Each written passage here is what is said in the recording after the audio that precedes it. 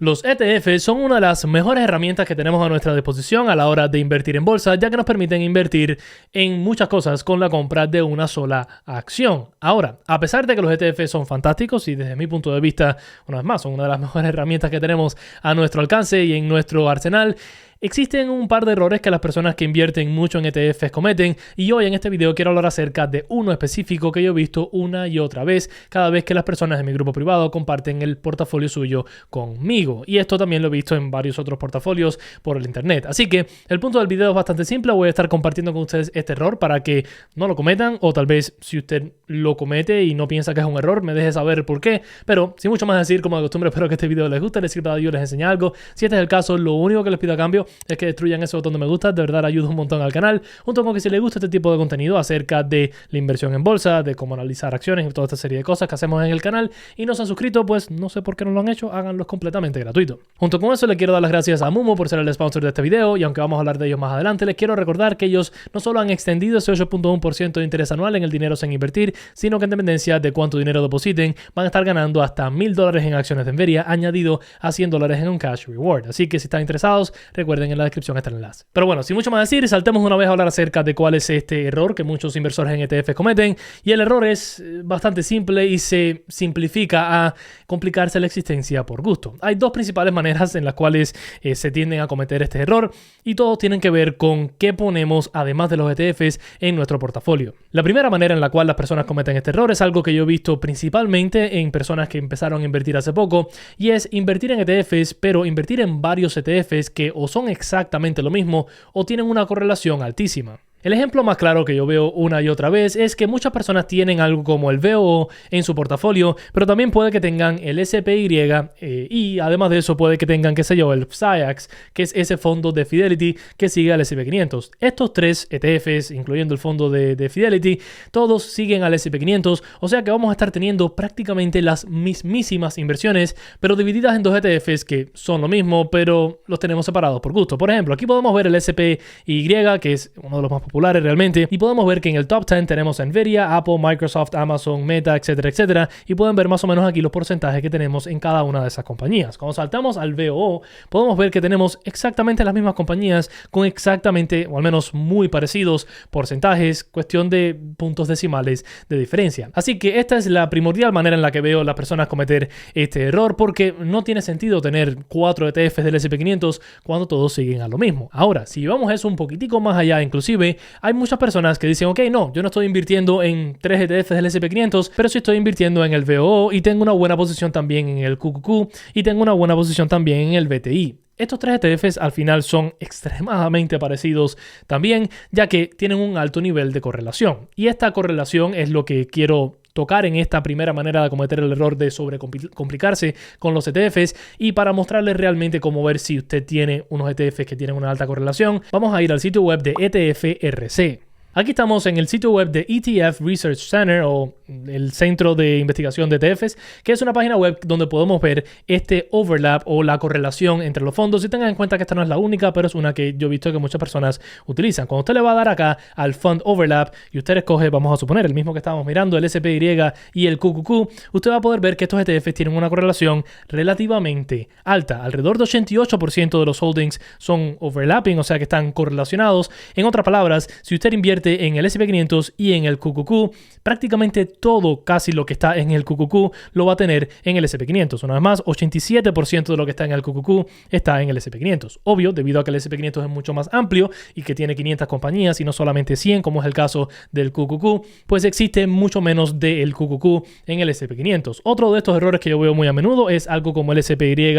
y el VTI. Más a menudo realmente es el VOO y el VTI. Y podemos ver acá que el overlap o la correlación es absurdamente alta. Aunque solamente 17% de lo que está en el VTI está en el VO también, 100% de lo que está en el VO está en el VTI, porque recordemos que el VTI no es más que el mercado total de los Estados Unidos, mientras que el VO son simplemente las 500 compañías más grandes de ese mercado. Así que lo que deberíamos hacer si vamos a estar invirtiendo en ETFs es tratar de invertir en ETFs que no tengan tanta correlación, que sean un poquitico distintos. ¿Qué pudiésemos hacer? Bueno, algo como el S&P 500 y el SCHD, podemos ver acá muy poca correlación. Otro ejemplo que podemos tener es algo como el VNQ, que invierte solamente en compañías de bienes raíces. Podemos ver acá 2% de overlap, y obviamente podemos invertir en cosas como mercados extranjeros, los cuales no van a tener ninguna especie de overlap porque son mercados completamente distintos. Otra cosa que yo veo muchas personas hacer es, por ejemplo, tener el QQQ y algo como el VUG, que es un ETF de crecimiento de Vanguard. Podemos ver aquí un altísimo porcentaje de correlación, lo mismo con el SPYG, que es muy parecido, por cierto.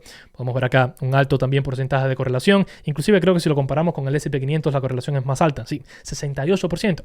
O sea, no tiene mucho sentido invertir en dos ETFs cuando realmente lo que estamos ganando por ese otro ETF es 40%, 30% más de diversificación, sobre todo cuando tomamos en cuenta los pesos que tienen ciertas compañías dentro del portafolio. Si quieren jugar con esta herramienta, nada más pueden ir a etfrc.com, es extremadamente simple el sitio web, y pueden ver aquí si su portafolio está teniendo una alta correlación utilizando dos diferentes ETFs. Ahora, puede que varias personas me digan, Jorge, yo personalmente estoy haciendo esto, ¿qué es lo que debería hacer? Y bueno, primero que todo tiene que ver si usted está cómodo con esta diversificación que tiene en el portafolio. Si a usted no le molesta tener el VOO y el VTI, a pesar de que tenga una correlación de 88%, pues adelante. Al final no hay una manera perfecta de invertir ni una manera más correcta y mejor, pero al menos desde mi punto de vista, si ya vamos a estar invirtiendo en ETFs, que lo que nos dan de por sí es una manera de simplificar nuestras inversiones, ¿por qué vamos a estarnos complicando con más ETFs por gusto? Así que si yo estuviese en esa situación, yo diría, ok, ¿cuáles son los ETFs que más me gustan? ¿Cuáles son los ETFs que se alinean con mi estrategia? Si quiero concentrarme más en un sector específico o en una cantidad más pequeña de acciones,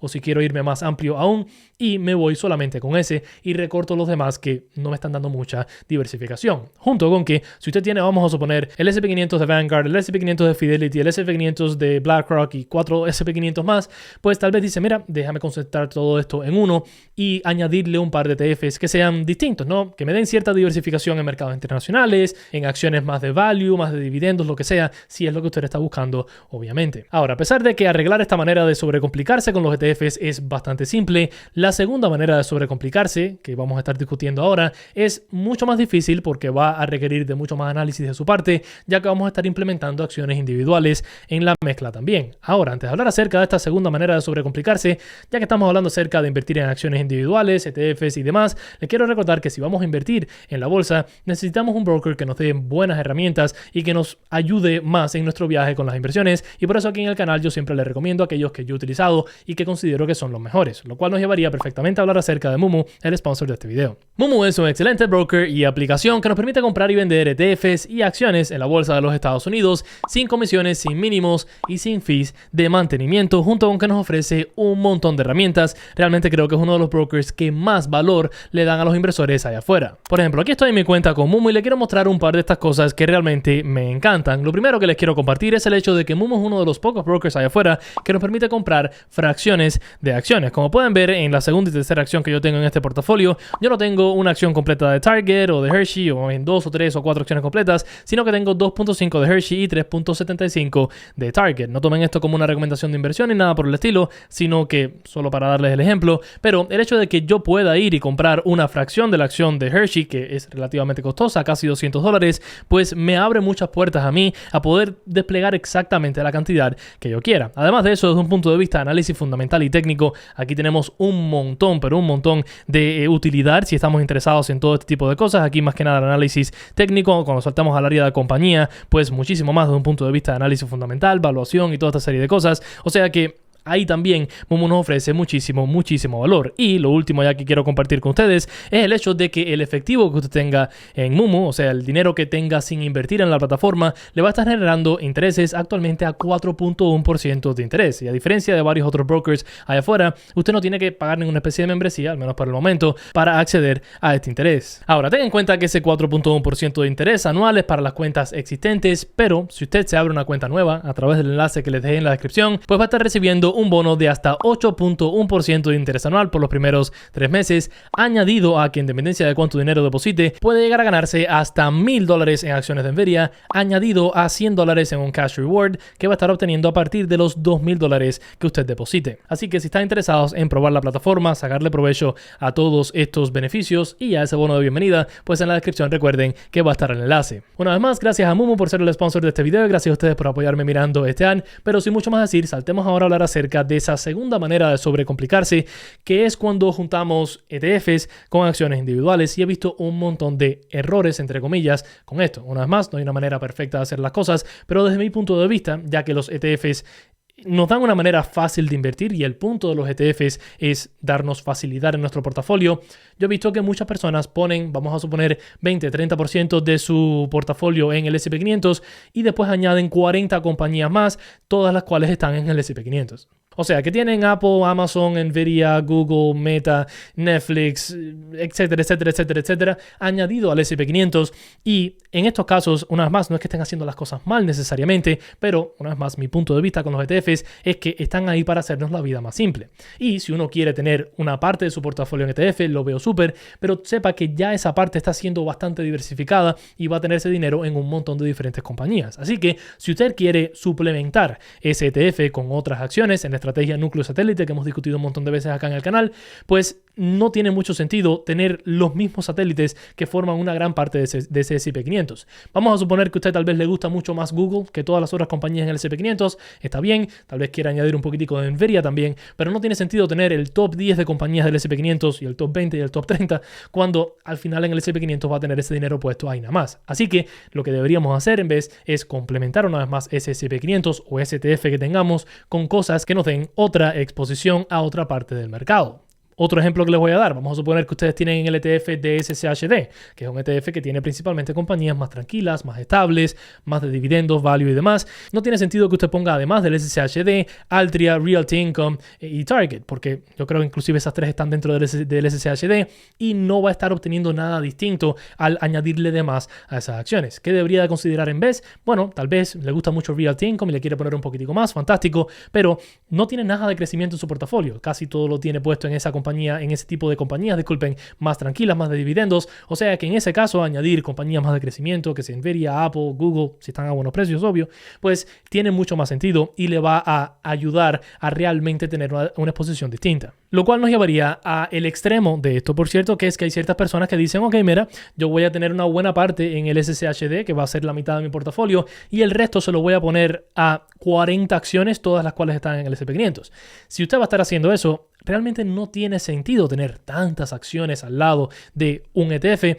Solamente tenga 2 ETFs y ya está. O sea que tenemos que tratar de encontrar un balance donde estamos adquiriendo a través de esas nuevas acciones individuales que estamos comprando exposición a nuevos lugares, pero tampoco nos estamos sobreexponiendo tanto al punto de que nos es difícil hacerle seguimiento a nuestras acciones y vamos a tener un retorno muy parecido a lo que tuviésemos si tenemos 2 fondos y ya está, o 3 o 4, lo que sea.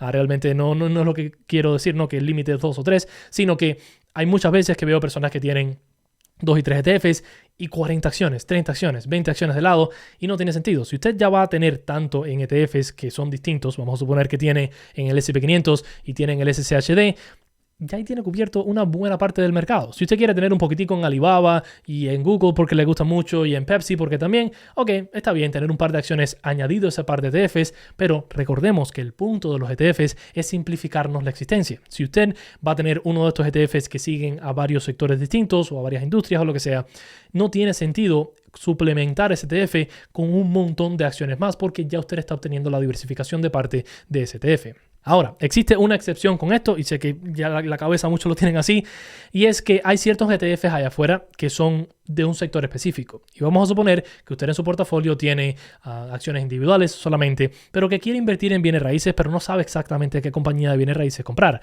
no sabe seguirse por bienes raíces comerciales, industriales, residenciales, qué compañías dentro de esto, así que usted va a decir, mira, ¿sabes qué?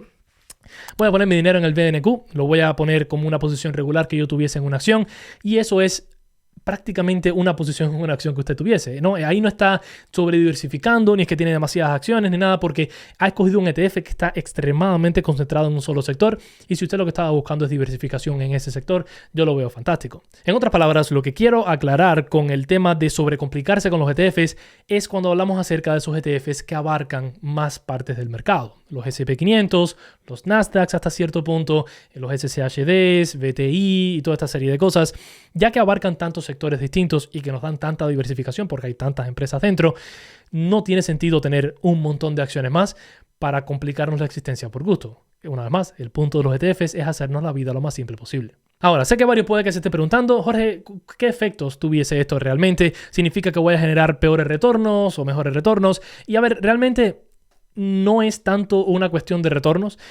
Porque si hace las cosas bien, vamos a suponer que usted tiene el S&P500 y tiene Nvidia, Google y Amazon, y específicamente dentro del S&P500, a Nvidia, Google y Amazon le va considerablemente mejor, sus retornos van a ser considerablemente mejores. O sea que el problema no es necesariamente retornos, porque una vez más, si usted lo hace bien y sigue un análisis y toda esta serie de cosas, fantástico. El problema es cuando no es solamente Nvidia, Google y Amazon y es 40 acciones más, porque cómo usted le va a hacer seguimiento a esas 40 acciones, cómo usted realmente va a estar seguro de que son buenas inversiones y a la vez, ¿para qué se va a complicar si ya tiene el S&P500, ¿no? ¿Qué es esa balanza, ese equilibrio que usted tiene que tratar de encontrar, que es muy difícil, por cierto? Eso va a depender de cada persona, ya que dónde está es imposible saberlo. Depende mucho de su posición como tal, de su mentalidad, su manejo de emociones y toda esta serie de cosas a la hora de invertir. Pero mi opinión personal y es que, primero que todo, no invierto en ETFs. Yo prefiero invertir en acciones individuales y ya está. Me siento cómodo con eso. Pero si yo dijese, mira, no quiero invertir solamente en acciones individuales, no tengo el tiempo para hacerle seguimiento, no me siento seguro de mis habilidades o algo así, al menos por ahora, porque recién empecé, quiero tomar las cosas con calma, pues yo tuviese un ETF y un par de acciones más. Eso es todo. Vamos a suponer que yo tuviese el S&P500 con la cantidad de dinero que tengo en el día de hoy, yo tuviese tal vez 5 a 7 acciones, además del S&P500. No tiene sentido para mí tener 40 acciones o 30 o 20 que tengo ahora en acciones individuales si ya tengo ese S&P500 que me está dando exposición a una buenísima parte del mercado. Algo mucho más posible que hiciese yo en el día de hoy, por cierto, con cómo está el mercado, es tener el SSHD y un par de acciones más, lo mismo, 7, 8, tal vez 10, porque el SSHD está mucho más concentrado, ¿no? Pero igual, no estamos hablando de que voy a tener las 20 acciones que tengo hoy más el SSHD o el SSHD como una de las 20 acciones, porque no tiene sentido para mí el estar tan estirado por gusto. Una vez más, la única excepción es si yo quiero invertir ahora en energía verde y le pongo un poquitico de dinero a un ETF de energía verde. Eso es distinto, porque es un ETF específico, algo muy nicho, muy concentrado, ¿no? En esa industria específica, que yo no quiero estar invirtiendo o buscando cuál es la compañía mejor ahí. Yo solamente quiero invertir en el sector general, en la industria general. Eso lo veo súper. Pero cuando hablamos de esos ETFs más amplios, mi punto de vista es que no tiene sentido. Diciendo eso, ya prácticamente llegamos al final del video, así que me encantaría saber su opinión acerca de esto. ¿Invierte en ETFs sí o no? Y ¿está de acuerdo conmigo sí o no? ¿Y por qué? Déjeme saber. Esto es algo que yo veo muy a menudo y una vez más, no es cuestión de mejores o peores retornos, es cuestión de que estamos utilizando una herramienta como los ETFs de la forma no equivocada, pero no de la forma más óptima, ¿no? No es de la forma más eficiente desde un punto de vista de tiempo y del esfuerzo. Pero déjenme saber qué opinan ustedes acerca de esto. Déjenme saber si ustedes tienen ETFs en su portafolio, cuántas acciones tienen además, qué tipos de ETFs también tienen. Y nada, como de costumbre, espero que este video les haya gustado, les haya enseñado algo, les haya puesto a pensar. Si este es el caso, lo único que les pido a cambio es que destruyan ese botón de me gusta, suscríbanse si no lo han hecho, recuerden los enlaces en la descripción por si algo les llama la atención. Y nada, nos vemos en la próxima, los quiero un montonazo. Chao, chao.